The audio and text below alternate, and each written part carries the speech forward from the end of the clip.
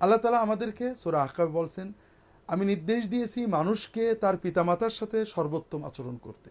তার মা তাকে ধারণ করেছেন কষ্টের সাথে এবং প্রসব করেছেন কষ্টের সাথে, তাকে দুধ খাইয়েছেন এবং তার প্রসব করেছেন, সব মিলিয়ে 30 মাস ন্যূনতম। হামলুহু ওয়া ফিসালুহু 30 শাহরা।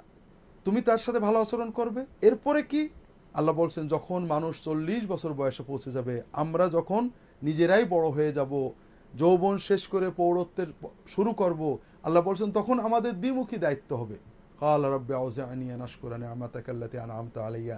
রব, হে আমার রব, আপনি আমার উপরে যে নিয়ামত দিয়েছেন আর আমার পিতামাতাকে যে নিয়ামত দিয়েছেন, এই সব নিয়ামতের কৃতজ্ঞতা প্রকাশের তৌফিক আমাকে দেন, আর আমার সন্তানদেরকেও আপনি ভালো করেন। তাহলে আমাদের দায়িত্ব পিতামাতার প্রতি, সন্তানের প্রতি, এবং আপনি আমাকে আমার আমলগুলোকে কবুল করেন, আমাকে মুসলমান বানিয়ে দেন।